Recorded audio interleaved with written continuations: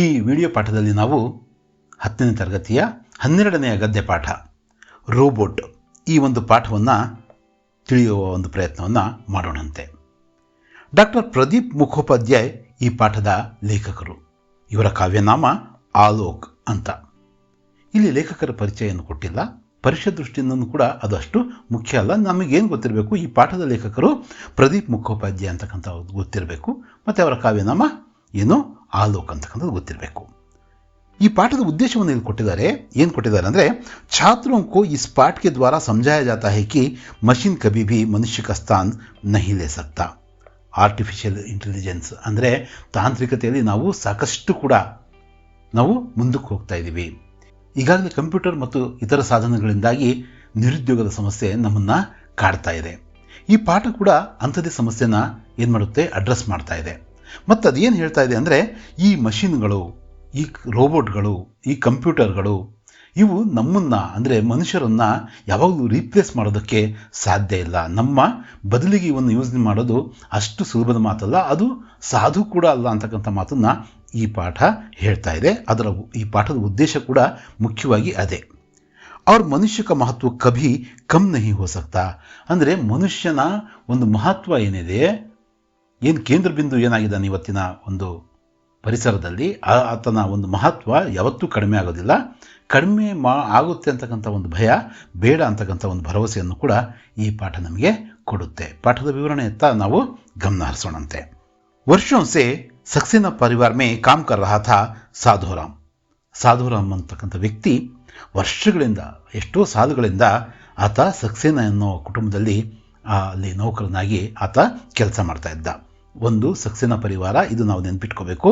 ಇನ್ನೊಂದು ಸಾಧುರಾಮ್ ಅನ್ನೋ ಹೆಸರನ್ನು ಕೂಡ ನಾವು ನೆನಪಲ್ಲಿಟ್ಕೋಬೇಕು.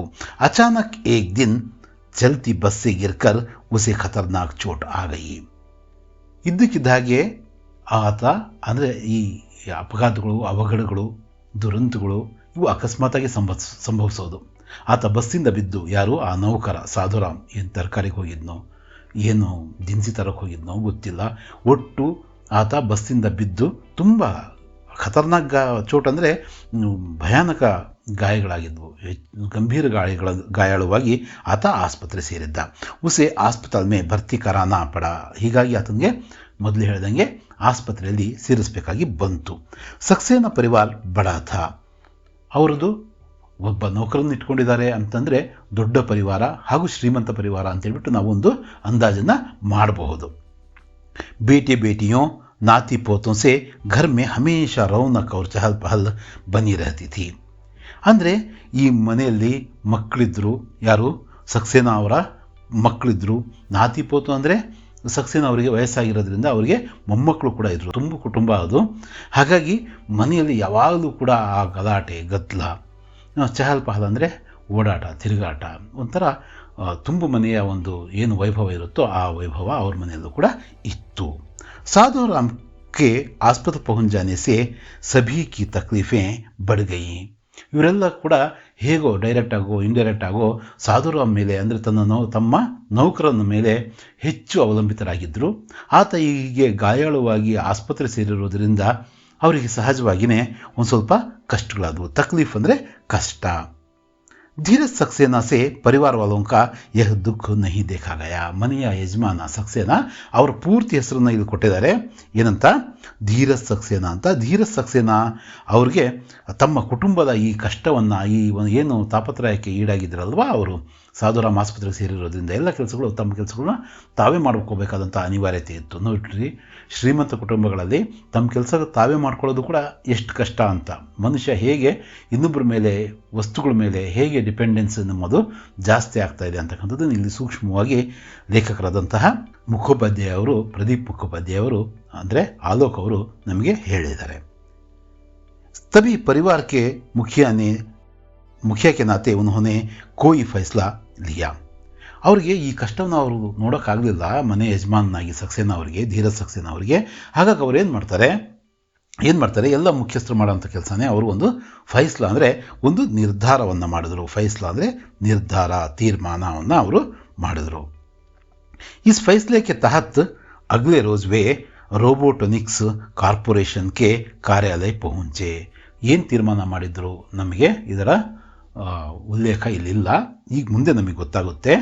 ಅವ್ರು ಏನು ಮಾಡ್ತಾರೆ, ಎಲ್ಲಿಗೆ ಹೋಗ್ತಾರೆ ಅವರು, ರೋಬೋಟೋನಿಕ್ಸ್ ಕಾರ್ಪೊರೇಷನ್ ಅಂದರೆ ರೋಬೋಟಿಕ್ಸ್ನ ಒಂದು ಕಾರ್ಪೊರೇಷನ್ ಕಂಪ್ನಿ ಇರುತ್ತೆ, ಅಲ್ಲಿಯ ಅದರ ಕಾರ್ಯಾಲಯ ಅಂದರೆ ಅದರ ಆಫೀಸಿಗೆ ಅವರು ಹೋಗಿ ತಲುಪ್ತಾರೆ. ವರ್ಷ 2030 ಕೆ ನವಂಬರ್ ಕಾ ಮಹಿನಾ ಥಾ. ಇದು ಭವಿಷ್ಯದಲ್ಲಿ ನಡೀತಕ್ಕಂಥದ್ದು, ಅಂದರೆ ಇನ್ನೊಂದು 7-8 ವರ್ಷಗಳ ನಂತರ ನಡೀತಕ್ಕಂತಹ ಕಥೆಯನ್ನು ಲೇಖಕರು ಊಹೆ ಮಾಡಿ ಕಲ್ಪನೆ ಮಾಡಿ ಹೀಗೆ ಬರಬಹುದು. ಯಾಕಂದರೆ ಈಗ 2023ರ ನಂತರ ವಿಶೇಷವಾಗಿ ಈ ಕಾಲ ಆರ್ಟಿಫಿಷಿಯಲ್ ಇಂಟೆಲಿಜೆನ್ಸ್ನ ಕಾಲ ಅಂತ ಹೇಳ್ತಿದ್ದಾರೆ. ಅಂದರೆ ಕೃತಕವಾಗಿ ಈಗ ಕಂಪ್ಯೂಟರ್ಗಳೇ ಅವಕ್ಕೆ ಸ್ವಂತ ಬುದ್ಧಿಯಿಂದ ವರ್ಕ್ ಮಾಡ್ತಕ್ಕಂತಹ ದಿನಗಳು ದೂರ ಇಲ್ಲ. ಹಾಗಾಗಿ ಈ 2030ರ ವೇಳೆಗೆ ಅದು ನವೆಂಬರ್ನ ವೇಳೆಗೆ ಹೀಗೆ ಇರಬಹುದು ಅಂತಕ್ಕಂಥ ಅಂದಾಜು ಲೇಖಕರದು. ದಫ್ತರ್ ಅಭಿ ಖುಲಾ ಹಿ ಥಾ. ಅವರು ಬೆಳಗ್ಗೆನೇ ಹೋಗಿದ್ದಾರೆ ತಮ್ಮ ಕೆಲಸ ಆಗಿರೋದ್ರಿಂದ. ದಫ್ತರ್ ಅಂದರೂ ಕೂಡ ಕಾರ್ಯಾಲಯ ಅಥವಾ ಆಫೀಸ್ ಅಂತಾನೆ, ದಫ್ತರ್ ಅಂದರೆ ಆಫೀಸ್ ಅಂತ. ಏಕ್ ರೋಬೋಟ್ ವ್ಯಾಕ್ಯೂಮ್ ಕ್ಲೀನರ್ ಸೆ ದಫ್ತರ್ ಕೆ ಫರ್ಶ್ ಕೋ ಸಾಫ್ ಕರ್ ರಹಾ ಥಾ. ಒಬ್ಬ ರೋಬೋಟು, ಅಂದರೆ ಆಗಾಗಲೇ ರೋಬೋಟ್ಗಳು ಈಗ ನಮಗೆ ನೋಡೋದಕ್ಕೆ ಕಡಿಮೆ ಸಿಗ್ತದವೆ. ಈಗ ನೆಲ ಒರೆಸ್ತಕ್ಕಂಥ ಅಥವಾ ನೆಲವನ್ನು ಕ್ಲೀನ್ ಮಾಡ್ತಕ್ಕಂಥ ರೋಬೋಟ್ಗಳನ್ನು ಈಗಾಗಲೇ ಮನೆಗಳಲ್ಲಿ ಬಳಸ್ತಿದ್ದಾರೆ ಜನ. ಆಗಿನ ಕಾಲಕ್ಕೆ ಅದು ಕಾಮನ್ ಆಗಿ ಹೋಗಿರುತ್ತೇನೋ. ಅದು ವ್ಯಾಕ್ಯೂಮ್ ಕ್ಲೀನರಿಂದ ಏನು ಮಾಡ್ತಾ ಇತ್ತು, ಒಂದು ರೋಬೋಟು ಫರ್ಶ್ ಅಂದರೆ ನೆಲವನ್ನು ಒರೆಸ್ತಾ ಇತ್ತು, ನೆಲವನ್ನು ಕ್ಲೀನ್ ಮಾಡ್ತಾ ಇತ್ತು. ವ್ಯಾಕ್ಯೂಮ್ ಕ್ಲೀನರ್ನ ಹಿಡಿದು ಯಾವುದರ ನೆಲ, ದಫ್ತರ್ಗೆ ಫರ್ಶ್ ಅಂದರೆ ಆ ಆಫೀಸ್ನ ನೆಲವನ್ನು, ಆ ಕಾರ್ಯಾಲಯದ ನೆಲವನ್ನು ಅದು ಒರೆಸ್ತಾ ಇತ್ತು. ಕಂಪ್ಯೂಟರ್ ವಿದ್ कृत्रिम बुद्धि आर्टिफिशियल इंटेलिजेंस का समावेश रोबोट में करने में सफल हो गए थे. ಆಗಿನ ಕಾಲಕ್ಕೆ ತಕ್ಕಂಗೆ ಈಗಾಗಲೇ ಅದರ ಮುನ್ಸೂಚನೆಗಳು ನಮಗೆ ಸಿಗ್ತಾ ಇದ್ದಾವೆ. ಈ ಕಂಪ್ಯೂಟರ್ನ ವಿಜ್ಞಾನಿಗಳು, ಅದರ ಪಂಡಿತರು, ಆ ಸಾಫ್ಟ್ವೇರ್ ಇಂಜಿನಿಯರ್ಗಳು ಏನು ಮಾಡಿದ್ರಪ್ಪ ಅಂದರೆ ಆರ್ಟಿಫಿಷಿಯಲ್ ಇಂಟೆಲಿಜೆನ್ಸ್ನ ಈ ಕೃತಕ ಬುದ್ಧಿಮತ್ತೆಯನ್ನು ರೋಬೋಟ್ಗಳಲ್ಲಿ ಭಾಳ ಚೆನ್ನಾಗಿ ಅಳವಡಿಸಿದ್ರು. ಅದರಲ್ಲಿ ಅವರು ಸಕ್ಸಸ್ ಕೂಡ ಆಗಿದ್ದರು. ಸಫಲ್ ಹುಯೇ ಥೇ ಅಂದರೆ ಸಕ್ಸಸ್ ಆಗಿದ್ದರು. कुछ रोबोटों में तो मानवीय संवेदना के गुण पैदा करने में भी कंप्यूटर विदों एवं रोबोटिक वैज्ञानिकों को सफलता मिली थी. ಬರೀ ಇಷ್ಟೇ ಆಗಿದ್ರೆ ಏನು ತೊಂದರೆ ಇರ್ತಾ ಇರಲಿಲ್ಲ. ಮುಂದಕ್ಕೆ ಹೋಗಿ ಅವರು ಏನು ಮಾಡಿದರು, ಮನುಷ್ಯನ ಸಂವೇದನೆಗಳು ಏನು ಖುಷಿ, ದುಃಖ, ಬೇಸರ ಇವನ್ನೆಲ್ಲವನ್ನು ಕೂಡ ಯಾವುದರಲ್ಲಿ ಆ ರೋಬೋಟ್ಗಳಲ್ಲೂ ಕೂಡ ತುಂಬೋದ್ರಲ್ಲಿ ಕಂಪ್ಯೂಟರ್ ಶಾಸ್ತ್ರಜ್ಞರು ಮತ್ತು ರೋಬೋಟಿಕ್ ವಿಜ್ಞಾನದ ಒಂದು ಶಾಸ್ತ್ರಜ್ಞರು ಏನಿರ್ತಾರೋ ಅವರು ವಿದ್ವಾಂಸರು ಏನು ಮಾಡಿದರು, ಅದರಲ್ಲಿ ಸಮಾವೇಶಗೊಳಿಸೋದ್ರಲ್ಲಿ ಅವರು ಸಕ್ಸಸ್ಸನ್ನು ಕಂಡಿದ್ರು. ಆ ಸಫಲತೆ ಅವರಿಗೆ ದಕ್ಕಿತ್ತು 2030ರ ವೇಳೆಗೆ. ಕೌಂಟರ್ ಪರ್ बैठे एक रोबोट ने ही धीरज सक्सेना का स्वागत किया. जी श्रीमान, मैं आपके लिए क्या कर सकता हूँ. ಕೌಂಟ್ರಲ್ಲೂ ಕೂಡ ಅಲ್ಲಿ ಒಂದು ರೋಬೋಟೇ ಇತ್ತು. ಆ ಕಂಪ್ನಿನೇ ರೋಬೋಟ್ಗಳಿಗೆ ಸಂಬಂಧಪಟ್ಟಂತಹ ಕಂಪ್ನಿ. ಅಲ್ಲಿ ಸ್ವಾಗತಕಾರಣಿಯಾಗಿ ಅಥವಾ ಸ್ವಾಗತಕಾರನಾಗಿ ಒಂದು ರೋಬೋಟ್ ಕೂತ್ಕೊಂಡಿತ್ತು. ಅದು ಧೀರಜ್ ಸಕ್ಸೇನಾ ಅವರಿಗೆ ಸ್ವಾಗತಿಸ್ತು ಮತ್ತು ಕೇಳ್ತು, ಶ್ರೀಮಾನ್ ಏನು ನಾನು ನಿಮಗೆ ಏನು ಸಹಾಯ ಮಾಡಬಲ್ಲೆ ಅಂತಕ್ಕಂಥದ್ದು ಮನುಷ್ಯರ ರೀತಿಯಲ್ಲೇ ಅದು ವೆಲ್ಕಮ್ ಮಾಡಿ ಕೇಳ್ತು. ಜವಾಬ್ ಮೇ ಧೀರಜ್ ಸಕ್ಸೇನಾ ಬೋಲೆ. ಜವಾಬ್ ಅಂದರೆ ಉತ್ತರದಲ್ಲಿ ಧೀರಜ್ ಸಕ್ಸೇನಾ ಹೇಳ್ತಾರೆ, ಏನು ಹೇಳ್ತಾರೆ, मुझे घरेलू कामकाज करने के लिए एक बुद्धिमान रोबोट की ज़रूरत है. ಅಂದರೆ ನನಗೆ ಮನೆಯ ಕೆಲಸ ಕಾರ್ಯಗಳು, ಘರೇಲು ಕಾಮಕಾಜ್ ಅಂದರೆ ಮನೆಯ ಕೆಲಸ ಕಾರ್ಯಗಳನ್ನು ಮಾಡೋದಕ್ಕೆ ಒಬ್ಬ ಬುದ್ಧಿವಂತ ರೋಬೋಟ್ ಬೇಕು, ಒಂದು ಬುದ್ಧಿವಂತ ರೋಬೋಟ್ ನನಗೆ ಬೇಕು ಅಂತಕ್ಕಂಥ ಮಾತು, ಜರೂರತ್ ಅಂದರೆ ಅವಶ್ಯಕತೆ ಇದೆ ಅಂತಕ್ಕಂಥ ಮಾತನ್ನು ಅವರು ಅಲ್ಲಿ ಹೇಳಿದರು. ಯಹ್ ಸುನ್ಕರ್ ಕೌಂಟರ್ ಪರ್ ಬೈಠಾ ರೋಬೋಟ್ ಬೋಲಾ. ಇದನ್ನು ಕೇಳಿ ಅವರ ನೀಡನ್ನು ಕೇಳಿ, ಅವರ ಅವಶ್ಯಕತೆಯನ್ನು ಕೇಳಿ ಅಲ್ಲಿ ಕೌಂಟರಲ್ಲಿ ಕೂತ್ಕೊಂಡಿರ್ತಕ್ಕಂತಹ ರೋಬೋಟ್ ಹೇಳ್ತು, ಲೇಕಿನ್ ಘರೇಲು ಕಾಮಕಾಜ್ ಕೆ ಲಿಯೆ ಬುದ್ಧಿಮಾನ್ ರೋಬೋಟ್ ಕ್ಯೋ. ಮನೆಯ ಕೆಲಸ ಕಾರ್ಯಗಳು ಮಾಡೋದಕ್ಕೆ ಒಂದು ಆರ್ಡಿನರಿ ರೋಬೋಟ್ ಆದರೆ ಸಾಕು, ಒಬ್ಬ ಬುದ್ಧಿವಂತ ರೋಬೋಟ್ ಯಾಕೆ ಅಂತಕ್ಕಂಥ ಪ್ರಶ್ನೆ ಆ ರೋಬೋಟ್ದಾಗಿತ್ತು. ನೋಡ್ರಿ ಹೇಗೆ ಪ್ರಶ್ನೆ ಕೇಳ್ತಾ ಇದೆ. ಆಪ್ ಸಾಧಾರಣ ರೋಬೋಟ್ ಸೆ ಭಿ ಕಾಮ್ ಚಲಾ ಸಕ್ತೆ ಹೇ. ನೀವು ಒಂದು ಸಾಧಾರಣವಾದಂಥ ಒಂದು ರೋಬೋಟಿಂದನೂ ಕೂಡ ನೀವು ಕೆಲಸವನ್ನು ನಿರ್ವಹಣೆ ಮಾಡ್ಬೋದು. ಮನೆ ಕೆಲಸ ಅಂತೀರಾ, ಅದಕ್ಕೆ ಬುದ್ಧಿವಂತ ರೋಬೋಟ್ ಯಾಕೆ ಅಂತ ಅದು ಹೇಳ್ತು. ದರಾಸಲ್ ಮುಜೆ ಬುದ್ಧಿಮಾನ್ ರೋಬೋಟ್ ಚಾಹಿಯೇ. ದರಾಸಲ್ ಅಂದರೆ ನಿಜ ಹೇಳಬೇಕಂದ್ರೆ ನನಗೆ ಬುದ್ಧಿವಂತ ರೋಬೋಟ್ ಬೇಕು. ಏನು ಬೇಕು? ಬುದ್ಧಿವಂತ ರೋಬೋಟ್ ಬೇಕು. ಬುದ್ಧಿಮಾನ್ ರೋಬೋಟ್ ಚಾಹಿಯೇ. ಯಾರು ಹೇಳಿದ್ದಿ ಮಾತನ್ನ धीरज सक्सेना ಅವರು ಹೇಳ್ತಿದ್ದಾರೆ.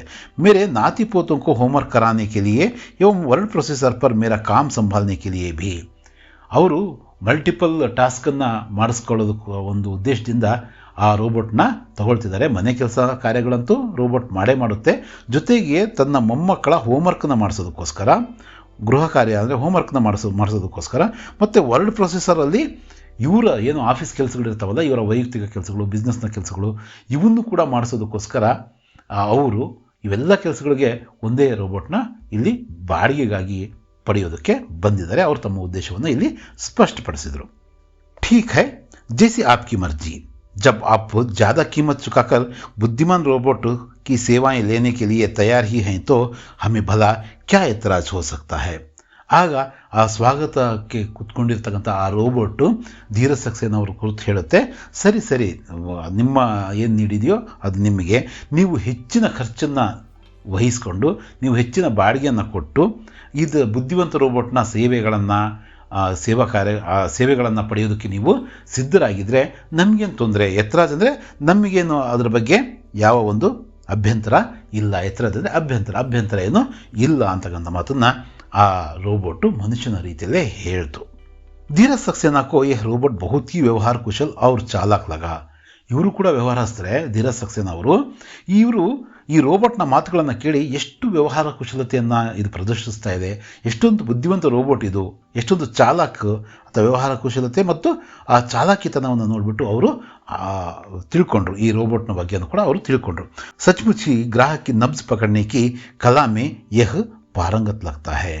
ಇದು ನಿಜವಾಗ್ಲೂ ಕೂಡ ಏನು ಗ್ರಾಹಕರ ಯಾರು ಗಿರಾಕಿಗಳು ಏನು ಬಂದಿದ್ದಾರೋ ಅವರ ನಾಡಿಯನ್ನು, ನಬ್ಜ್ ಅಂದ್ರೇನು ನಾಡಿ ಮಿಡಿತವನ್ನು ತಿಳ್ಕೊಳ್ಳೋವಂಥ ಕಲೆಯಲ್ಲಿ ಇದು ಪಾರಂಗತವಾಗಿದೆ ಅಂತೇಳ್ಬಿಟ್ಟು ಯಾರಿಗನ್ನಿಸ್ತು, सक्सेना ಅವರಿಗೆ ಅನ್ನಿಸ್ತು.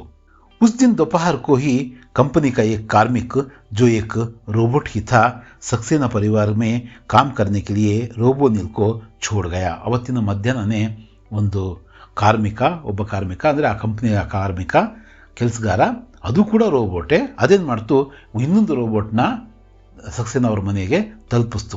ದೋಪಹರ ಅಂದರೆ ಮಧ್ಯಾಹ್ನ, ಅದೇ ದಿನ ಮಧ್ಯಾಹ್ನ ಆ ಕಂಪ್ನಿಯ ಕಾರ್ಮಿಕ ಬಂದು ಒಂದು ರೋಬೋಟೇ ಆಗಿತ್ತು. ಅದು ಕೂಡ ರೋಬೋನಿಲ್ ಎನ್ನ ಹೆಸರಿನ ರೋಬೋನಿಲ್, ಇದು ತುಂಬ ಇಂಪಾರ್ಟೆಂಟ್ ಹೆಸರು, ನೀವು ನೆನಪಲ್ಲಿ ಇಟ್ಕೋಬೇಕು. ಈ ಥರದ ಹೆಸರುಗಳು ಭಾಳ ಬರ್ತವೆ, ರೋಬೋನಿಲ್, ರೋಬೋಜಿತ್, ರೋಬೋದೀಪ್ ಅಂತಕ್ಕಂಥವು, ಇವನ್ನು ನೀವು ಚೆನ್ನಾಗಿ ನೆನಪಿಟ್ಕೋಬೇಕು. जिस रोबोट का आर्डर धीरज सक्सेना ने दिया था उसी का नाम रोबोनिल था. ಇವರು ಆರ್ಡರ್ ಕೊಟ್ಟು ಬಂದಿದ್ರಲ್ವಾ, ಯಾರು सक्सेना ಅವರು, ಏನಂತ, ನನಗೆ ಒಂದು ಒಳ್ಳೆಯ ಬುದ್ಧಿವಂತ ರೋಬೋಟ್ ಬೇಕು ಅಂತ, ಅದರ ಹೆಸರೇ रोबोनिल. रोबोनिल के घर में आ जाने से सभी ने राहत की सांस ली.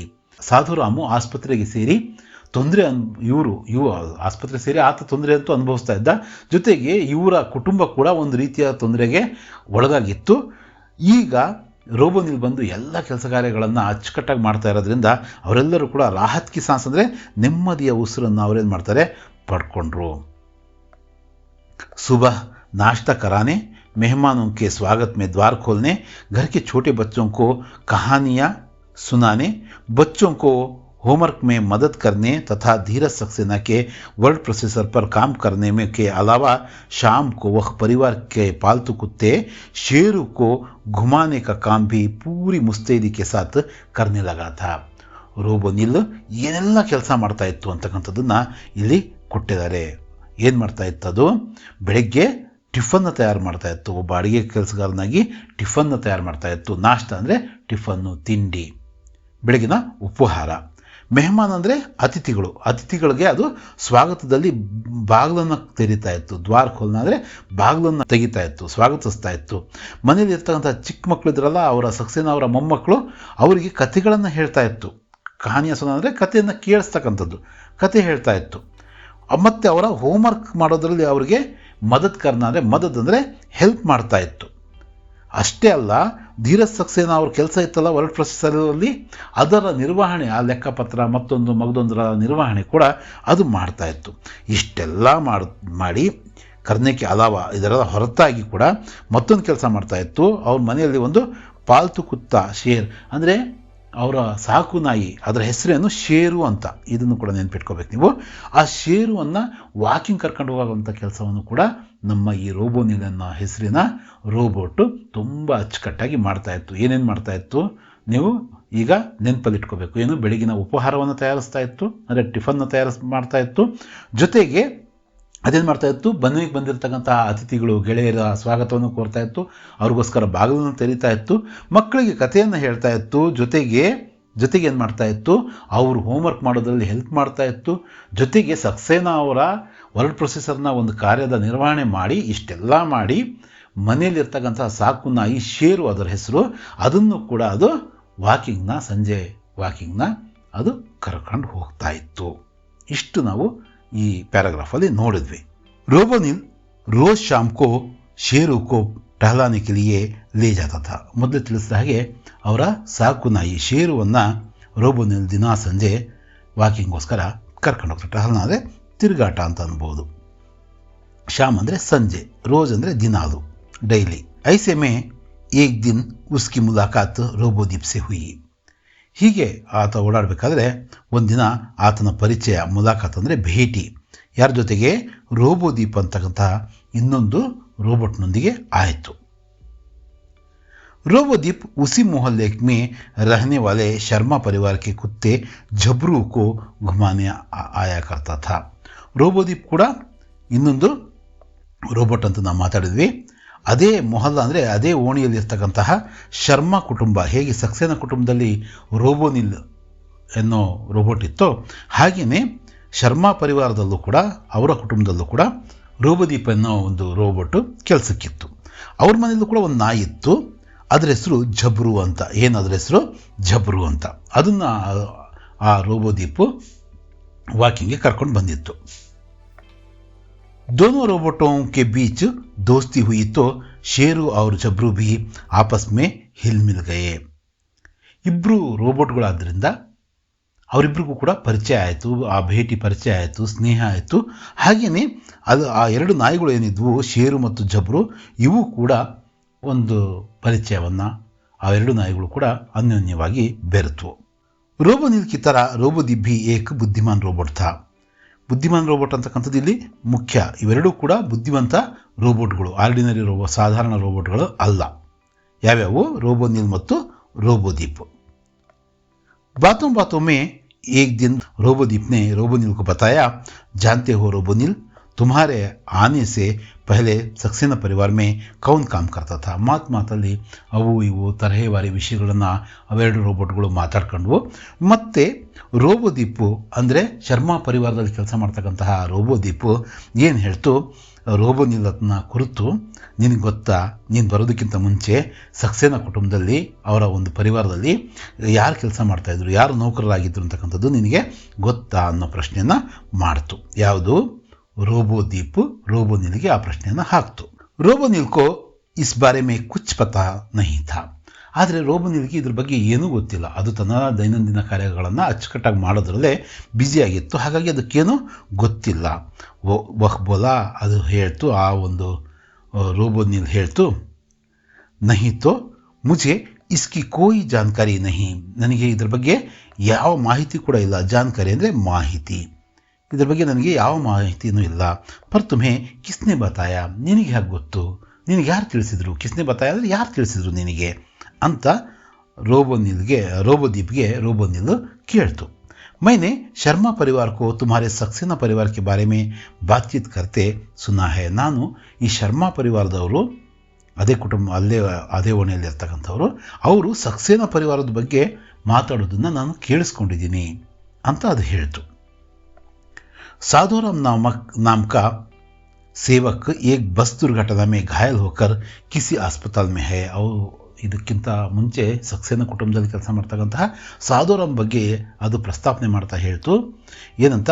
ಅದು ಆತ ಅಂದರೆ ಸಾಧೋರಾಮು ಯಾವುದೋ ಬಸ್ ದುರ್ಘಟನೆಯಲ್ಲಿ ಗಾಯಾಳುವಾಗಿ, ತೀವ್ರ ಗಾಯಗಳಾಗಿ ಆತ ಏನು ಮಾಡಿದಾನೆ, ಆಸ್ಪತ್ರೆಯನ್ನು ಸೇರಿರೋ ಒಂದು ವಿಷಯವನ್ನು ಅದು ಹೇಳ್ತು. सो तो ठीक है, पर इसमें खास बात क्या है? ठीक होकर वह दोबारा सक्सेना परिवार से आ जुड़ेगा.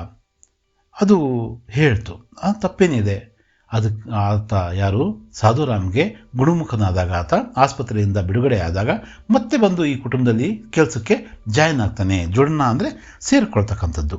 ಬಂದಲ್ಲಿ ಕೆಲಸಕ್ಕೆ ಸೇರಿಕೊಳ್ತಾನೆ. ಯಾವುದರಲ್ಲಿ ಯಾರ ಕುಟುಂಬದಲ್ಲಿ, ಸಕ್ಸಸ್ನ ಕುಟುಂಬದಲ್ಲಿ ಮತ್ತೆ ತನ್ನ ಡ್ಯೂಟಿಯನ್ನು ಆತ ಜಾಯಿನ್ ಮಾಡ್ತಾನೆ ಅಂತ ರೋಬೋನಿಲ್ ರೋಬೋದೀಪ್ಗೆ ಹೇಳ್ತು. ನಹಿ ರೋಬೋನಿಲ್, ಯಹಿ ತುಮ್ ಗಲತ್ ಹೋ. ಯಹಿ ಅಂದರೆ ಇಲ್ಲಿ ನೀನು ತಪ್ಪು ಮಾಡ್ತಾ ಇದೀಯಾ, ಹಾಗಲ್ಲ. तुम्हारे परिवार के मुखिया धीरज सक्सेना की शर्मा साहब से मुलाकात हुई थी. ನಿಮ್ಮ ಮನೆಯ ಯಜಮಾನರು ಏನಿದ್ದಾರೋ ಧೀರಜ್ ಸಕ್ಸೇನಾ ಅವರು ಶರ್ಮಾ ಸಾಹೇಬರು, ಶರ್ಮಾ ಕುಟುಂಬದ ಮುಖ್ಯಸ್ಥರ ಜೊತೆಗೆ ಭೇಟಿಯಾಗಿತ್ತು. ಮುಲಾಖಾತ್ ಅಂದರೆ ಆಗಲೇ ಮಾತಾಡಿದ್ವಿ, ಮುಲಾಖಾತ್ ಅಂದರೆ ಭೇಟಿ.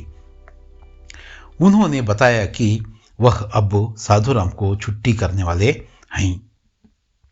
ನಾವು ಕೂಡ ಅಂದಾಜು ಮಾಡ್ಬೋದು, ಎಲ್ಲ ಕೆಲಸವನ್ನು ಅಚ್ಚುಕಟ್ಟಾಗಿ ಮಾಡ್ತಕ್ಕಂಥ ರೋಬೋನಿಲ್ನ ಮತ್ತೆ ವಾಪಸ್ ಕಳಿಸ್ಬಿಟ್ಟು ಸಾಧುರಾಮ್ನ ಮತ್ತೆ ಕೆಲಸಕ್ಕೆ ಜಾಯಿನ್ ಮಾಡಿಸ್ಕೊಳ್ಳೋದಕ್ಕೆ ಯಾರಿಗಿಷ್ಟ ಇಲ್ಲ, ಸಕ್ಸೇನಾ ಕುಟುಂಬಕ್ಕೆ ಇಷ್ಟ ಇಲ್ಲ.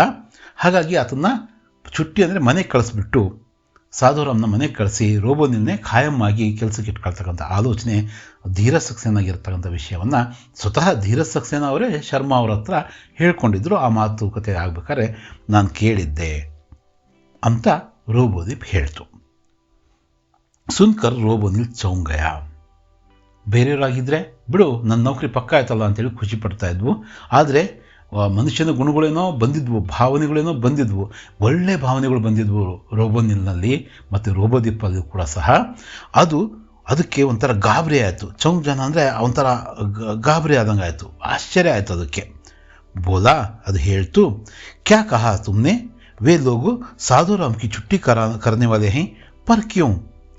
ಏನು ಹೇಳಿದೆ ನೀನು? ಆತನನ್ನು ವಾಪಸ್ ಕಳಿಸ್ತಾರಾ, ಕೆಲಸದಿಂದ ತೆಗೆದುಹಾಕ್ತಾರಾ? ಯಾಕೆ ಹಾಗೆ? ಪರ್ ಕ್ಯೂ ಅಂದರೆ ಯಾಕೆ ಹಾಗೆ? ಇಸ್ಲಿಯೇ ಕಿ ತುಮ್ ಉನ್ಹೇ ಬಹುತ್ ಭಾಗಯೇ ಹೋ. ಯಾಕಪ್ಪ ಅಂದರೆ ನೀನು ಅವರಿಗೆ ತುಂಬ ಇಷ್ಟ ಆಗಿಬಿಟ್ಟಿದೆಯಾ.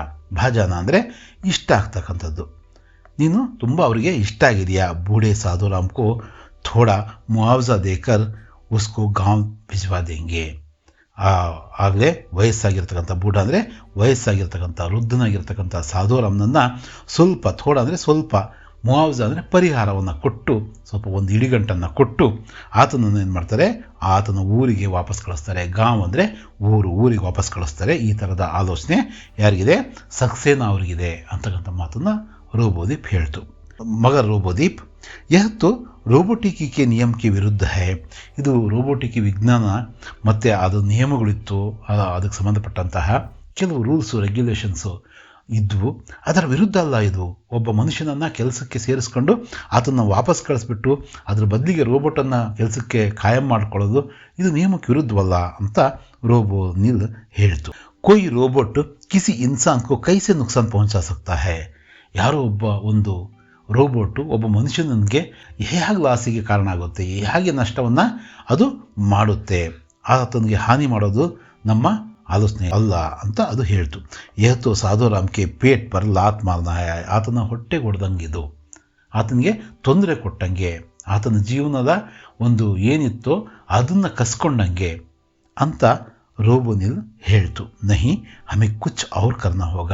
ಇಲ್ಲ, ನಾವೇನಾದರೂ ಕೂಡ ಮಾಡಿ ಈ ಒಂದು ಸಾಧುರಾಮ್ಗೆ ಆಗ್ತಕ್ಕಂಥ ಅನ್ಯಾಯವನ್ನು ತಡೆಗಟ್ಟಬೇಕು ಅನ್ನೋ ಮಾತನ್ನು ರೋಬೋನಿಲ್ ರೋಬೋದೀಪಲ್ಲಿ ಹೇಳ್ತು.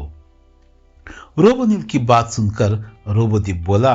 ಆ ಮಾತನ್ನು ಕೇಳಿ ರೋಬೋದೀಪ್ ಹೇಳ್ತಿದ್ದಾನೆ, ವೈಜ್ಞಾನಿಕ್ एवं विज्ञान लेखक आइजक असिमोव की रोबोटिकी के नियम के खिलाफ तो यह है ही कि कोई रोबोट किसी इंसान के नुकसान का कारण बने. साथ साथ मानवीय नज़रिए से भी यह गलत है कि हमारे कारण किसी भी इंसान की नौकरी को खतरा पहुँचे.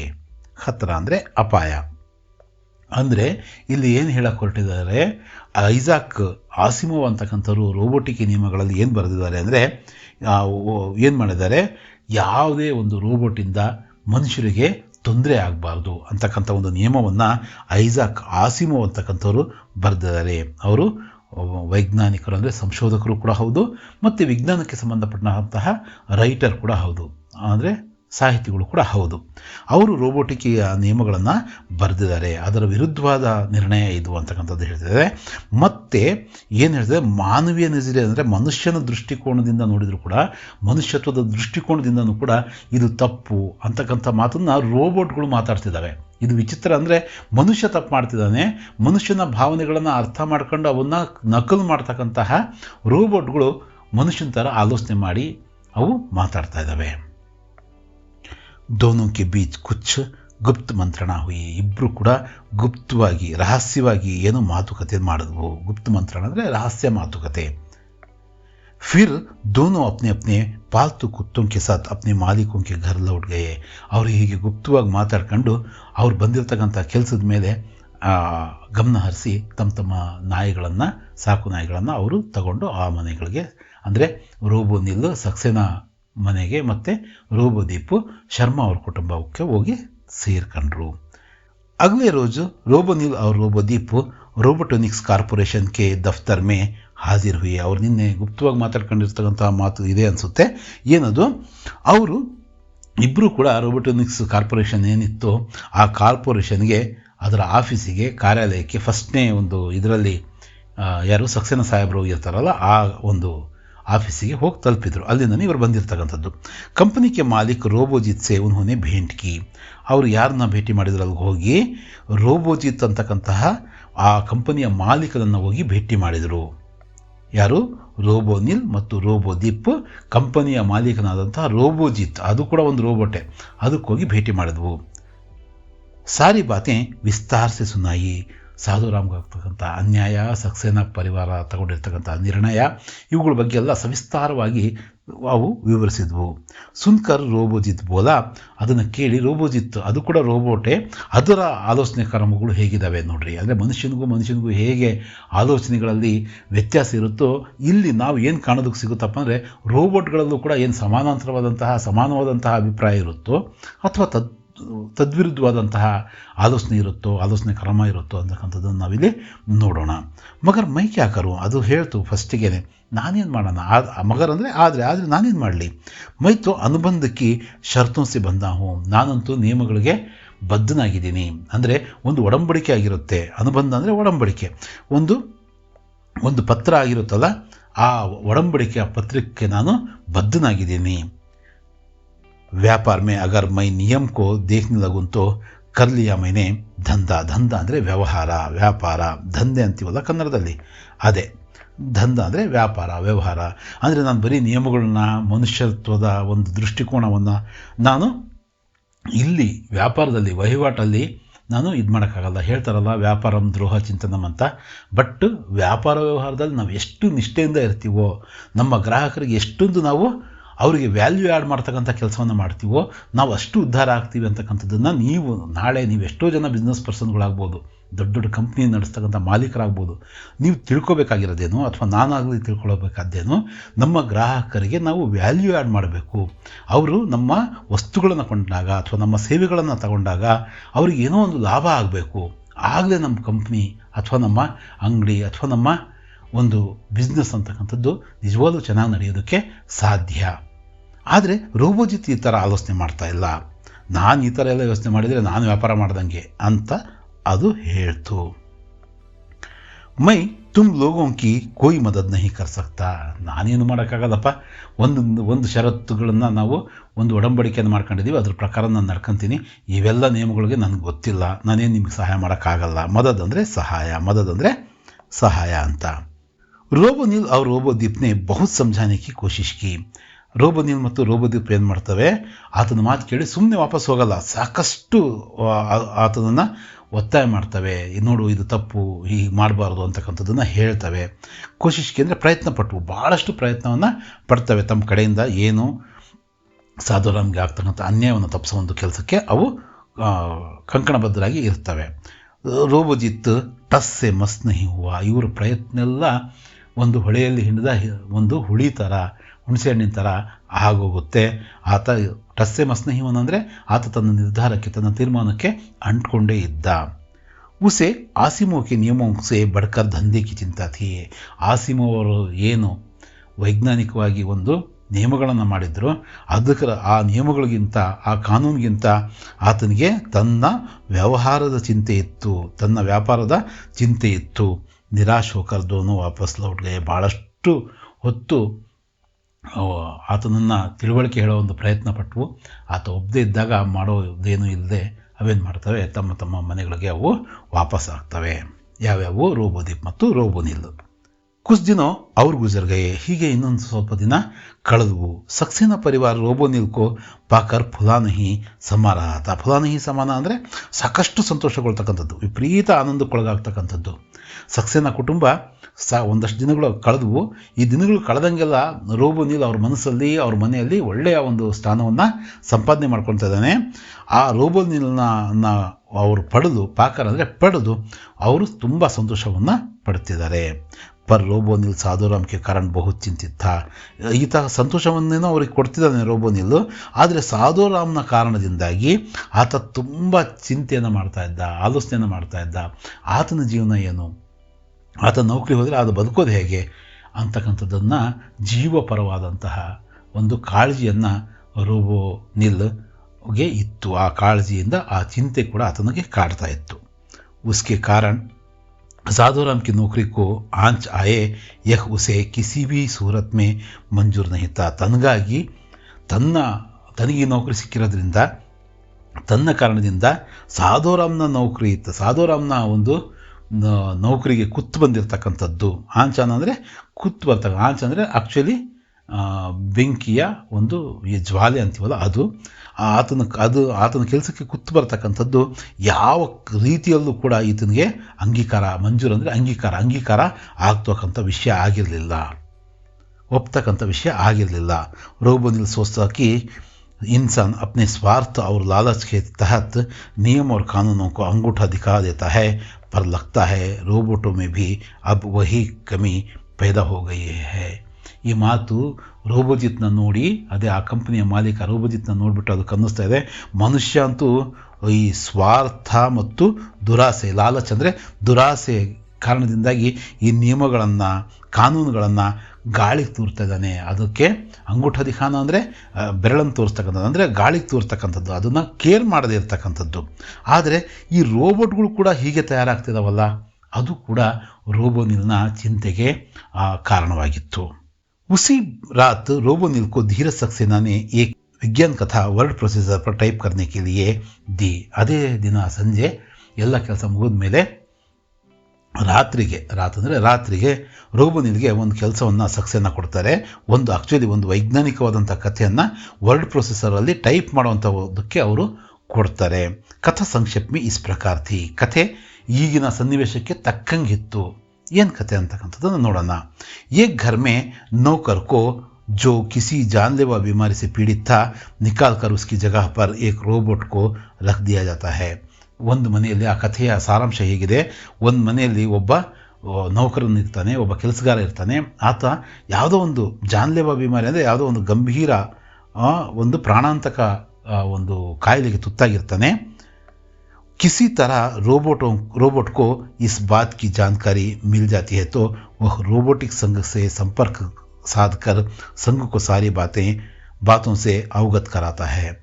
ಆತನನ್ನು ಕೆಲಸದಿಂದ ತೆಗೆದಾಕಿ ತನ್ನನ್ನು ಸೇರಿಸ್ಕೊಂಡಿರೋದ್ರಿಂದ ಅದು ಆ ಒಂದು ಕಥೆಯಲ್ಲಿ ಬರ್ತಕ್ಕಂಥ ರೋಬೋಟ್ ಕೂಡ ರೋಬೋನಿಲ್ ಥರನೇ ರೋಬೋಟಿಕ್ ಸಂಘವನ್ನು ಭೇಟಿ ಮಾಡಿ ಅಲ್ಲಿ ಅದರ ಸಂಪರ್ಕವನ್ನು ಸಾಧಿಸಿ ಅಲ್ಲಿ ತನಗಿರ್ತಕ್ಕಂಥ ಮಾಹಿತಿಯನ್ನು ಅವ್ರ ಜೊತೆಗೆ ಹಂಚ್ಕೊಳ್ಳುತ್ತೆ ಆ ಒಂದು ಕಥೆಯಲ್ಲಿ ಬರ್ತಕ್ಕಂಥ ರೋಬೋಟ್.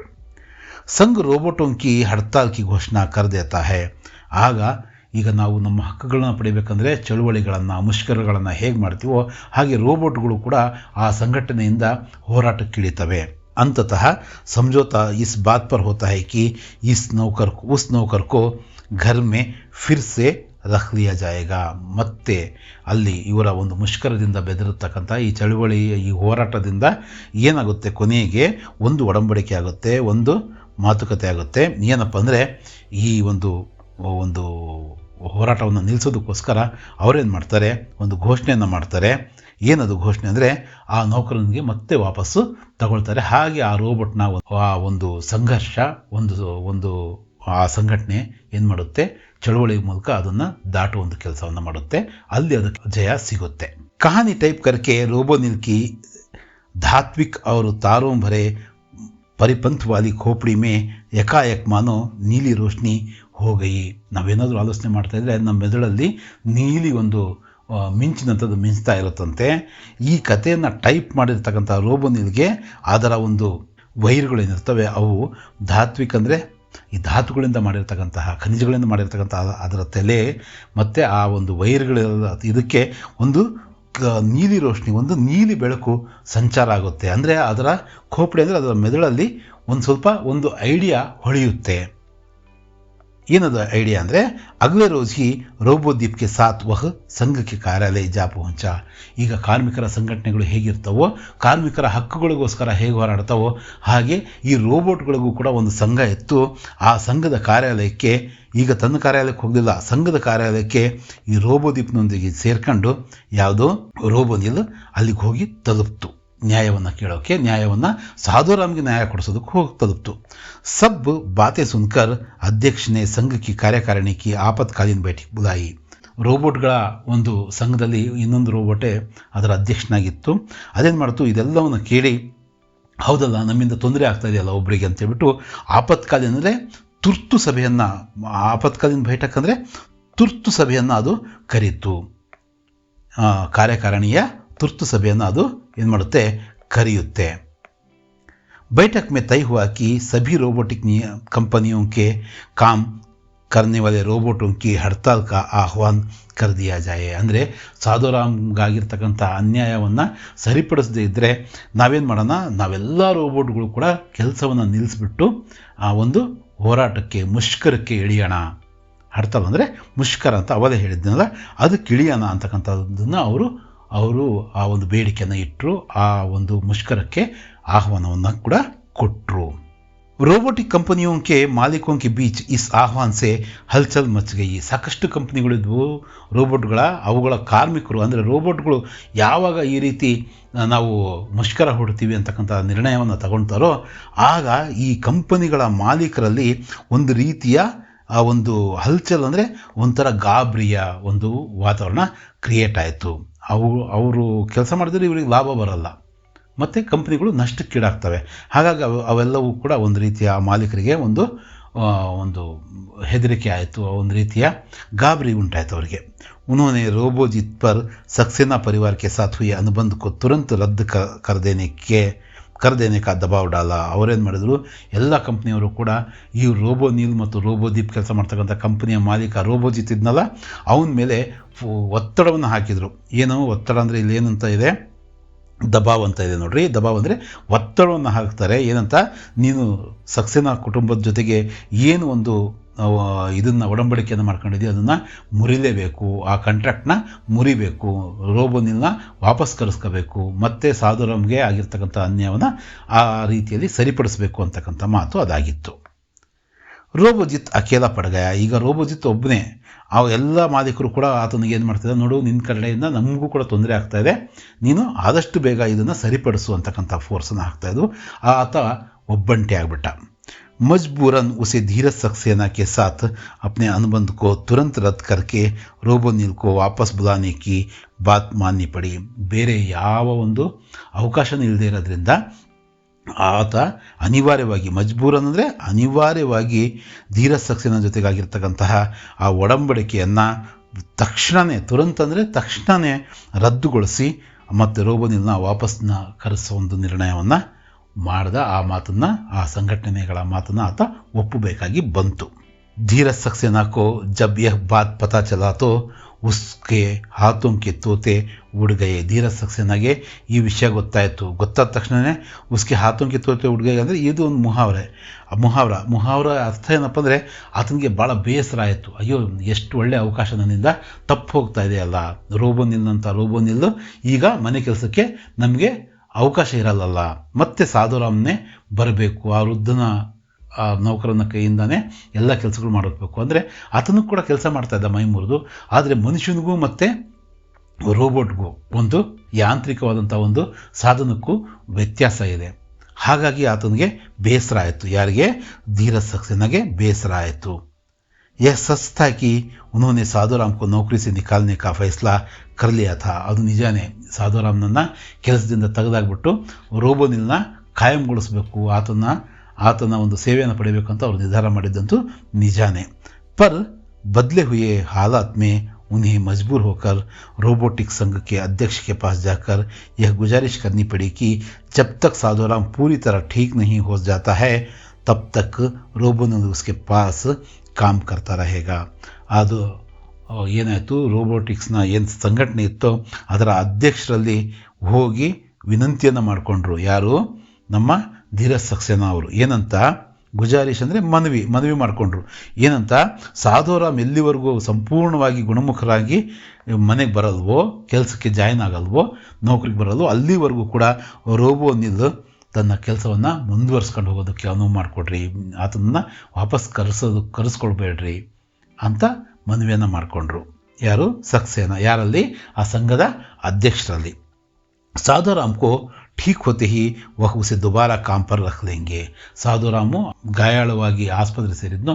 ಆತ ಗುಣಮುಖನಾದ ಮೇಲೆ ಆತನಿಗೆ ಮತ್ತೆ ದುಬಾರ ಅಂದರೆ ಮತ್ತೆ ಎರಡನೇ ಸಲನೂ ಕೂಡ ಆತನಿಗೆ ಕೆಲಸಕ್ಕೆ ಇಟ್ಕೊಳ್ತೀವಿ ಅಂತ ಆ ಮಾತು ಆತ ಹೇಳ್ದ. ಸಂಘಕ್ಕೋ ಯಹ ಬಾತ್ ಮಾನ್ಯ ಮೇ ಕೋಯಿ ಆಪತ್ತಿ ನಹಿ ಥಿ. ಇದರಲ್ಲೇನು ತಪ್ಪೇನಿಲ್ಲ. ಆತ ಗುಣಮುಖನಾಗೋವರೆಗೂ ಕೂಡ ರೋಬೋನಿಲ್ನ ಸೇವೆಯನ್ನು ಅವರಿಗೆ ಒದಗಿಸೋದ್ರಲ್ಲಿ ಸಂಘಕ್ಕೇನು ಅಭ್ಯಂತರ ಇರಲಿಲ್ಲ. ಆಪತ್ತಿ ಅಂದರೆ ಅಭ್ಯಂತರ ಏನೂ ಇರಲಿಲ್ಲ. ಶಾಮ್ ಕೋ ರೋಬೋನಿಲ್ ಅವ್ರ ರೋಬೋದೀಪ್ ಮಿಲೆ. ಅವತ್ತಿನ ಸಂಜೆ ಕೂಡ ಶೇರು ಮತ್ತು ಜಬ್ರುವನ್ನು ಅಂದರೆ ನಾಯಿಗಳನ್ನು ಕರ್ಕೊಂಡು ಬಂದು ಅವರಿಬ್ಬರು ಕೂಡ ಅವತ್ತಿನ ಸಂಜೆ ವಾಕಿಂಗಲ್ಲಿ ಸಿಕ್ಕರು. ಯಾರು? ರೋಬೋನಿಲ್ ಮತ್ತು ರೋಬೋದೀಪು ಈ ಪಾಠದ ನಾಯಕರಂತಲೇ ನಾವು ಹೇಳ್ಬೋದು. ಅಂದರೆ ಹೀರೋಗಳು ಅವರು. ಯಾಕಂದರೆ ಅವರ ಆಲೋಚನೆ, ನಮ್ಮ ಆಲೋಚನೆ ನಮ್ಮನ್ನು ಹೀರೋ ಅಥವಾ ವಿಲನ್ ಮಾಡ್ತಕ್ಕಂಥದ್ದು. ಅವರ ಆಲೋಚನೆ ಎಷ್ಟು ಸಕಾರಾತ್ಮಕವಾಗಿದೆ, ಎಷ್ಟು ಒಳ್ಳೆಯದನ್ನು ಅವರು ಆಲೋಚನೆ ಮಾಡ್ತಿದ್ದಾರೆ. ಅವರು ನೋಡೇ ಇಲ್ಲ ಸಾಧುರಾಮ್ ಯಾರು ಅಂತಲೂ ಕೂಡ ಗೊತ್ತಿಲ್ಲ. ಬಟ್ ಸಾಧುರಾಮ್ನ ಹಕ್ಕುಗಳಿಗೋಸ್ಕರ ಇವರು ಹೋರಾಟ ನಡೆಸಿರ್ತಕ್ಕಂಥದ್ದನ್ನು ನಾವು ಈ ಪಾಠದಲ್ಲಿ ಕಾಣ್ಬೋದು. ರೋಬೋದೀಪ್ ಹೇಳ್ತಿದ್ದಾನೆ, ಮುझे ಖುಷಿ ಹೈ ಕಿ ಹಮಾರೆ ಕಾರಣ ಕಿಸಿ ಇನ್ಸಾನ್ ಕೋ ನುಕ್ಸಾನ್ ನಹಿ ಝೇಲ್ನಾ ಹೋಗ. ನನಗೆ ಖುಷಿ ಆಯಿತು. ಏನಪ್ಪ ಅಂದರೆ ಯಾವುದೋ ಈ ಮಾತನ್ನು ಹೇಳ್ತಾರೆ ರೋಬೋದೀಪ್, ಶರ್ಮಾ ಕುಟುಂಬದಲ್ಲಿ ಕೆಲಸ ಮಾಡ್ತಕ್ಕಂಥ ರೋಬೋದೀಪ್ ಹೇಳ್ತಕ್ಕಂಥ ಮಾತಿದು. ಏನಂತ? ನನಗೆ ಖುಷಿ ಆಗ್ತಾ ಇದೆ. ಯಾವ ವಿಷಯಕ್ಕೆ? ನಮ್ಮ ಕಾರಣದಿಂದಾಗಿ ಯಾರೊಬ್ಬ ವ್ಯಕ್ತಿಗೆ, ಯಾರೊಬ್ಬ ಮನುಷ್ಯನಿಗೆ ನಷ್ಟ ಆಗದೆ ಹೋಗ್ತಾ ಇದೆಯಲ್ಲ, ಅಂದರೆ ಆ ನಷ್ಟವನ್ನು ನಾವು ತಪ್ಪಿಸಿದ್ದೀವಲ್ಲ, ಈ ಕಾರಣಕ್ಕೆ ನನಗೆ ಸಾಕಷ್ಟು ಸಂತೋಷ ಆಗ್ತಾಯಿದೆ ಅಂತೇಳ್ಬಿಟ್ಟು ರೋಬೋದೀಪ್ ಹೇಳ್ತು. ಇದು ನಿಜ ಕೂಡ. ಈ ಒಂದು ಕಥೆಯಿಂದ ನಾವು ಕಲಿಬೇಕಾದಂಥದ್ದು ಏನಪ್ಪ ಅಂದರೆ, ಮುಂದೆ ಏನೇ ಆಗಲಿ ನಮಗೆ ಲಾಭ ಆಗ್ತಕ್ಕಂಥದ್ದಕ್ಕಿಂತ ನಮ್ಮಿಂದ ಯಾರಿಗೂ ಅದು ಲಾಭ ಆಗುತ್ತೋ ಇಲ್ಲ ಗೊತ್ತಿಲ್ಲ, ನಮ್ಮಿಂದ ಒಬ್ಬರಿಗೆ ಲಾಸ್ ಆಗಬಾರ್ದು. ಆ ರೀತಿಯ ಒಂದು ಆಲೋಚನೆ ನಮ್ಮದಾಗಿರಬೇಕು. ಅದನ್ನು ನಾವು ಈ ಪಾಠದಿಂದ ಕಲ್ತ್ವಿ. ನೀವು ಏನೇನು ಹೆಸರುಗಳನ್ನ ನೆನ್ಪಿಟ್ಕೋಬೇಕು? ರೋಬೋನಿಲ್ ಸಕ್ಸೇನಾ ಪರಿವಾರದಲ್ಲಿ ಕೆಲಸ ಮಾಡ್ತಕ್ಕಂತಹ ಒಂದು ರೋಬೋಟು, ಮತ್ತು ಶರ್ಮಾ ಕುಟುಂಬದಲ್ಲಿ ಕೆಲಸ ಮಾಡ್ತಕ್ಕಂತಹ ರೋಬೋಟ್ನ ಹೆಸರು ರೋಬೋದೀಪು. ಗಾಯಾಳುವಾಗಿ ಆಸ್ಪತ್ರೆ ಸೇರಿರ್ತಕ್ಕಂಥ ಸಕ್ಸೇನಾ ಕುಟುಂಬದಲ್ಲಿ ಕೆಲಸ ಮಾಡ್ತಕ್ಕಂತಹ ನೌಕರ ಸಾಧುರಾಮು. ಸಕ್ಸೇನಾ ಕುಟುಂಬದ ನಾಯಿ ಹೆಸರು ಶೇರು, ಶರ್ಮಾ ಅವ್ರ ನಾಯಿ ಹೆಸರು ಜಬ್ರು. ಇನ್ನೊಂದು ಹೆಸರು ಬರುತ್ತೆ, ಆ ಒಂದು ಕಾರ್ಪೊರೇಷನ್ನ ಮಾಲೀಕನ ಹೆಸರು ರೋಬೋಜಿತ್ತು. ಅದು ಕೂಡ ಒಂದು ರೋಬೋಟೇ ಆಗಿತ್ತು. ಇದು ನಿಮ್ಮ ರೋಬೋಟ್ ಪಾಠದ ಒಂದು ಸರಳ ಒಂದು ವಿವರಣೆ.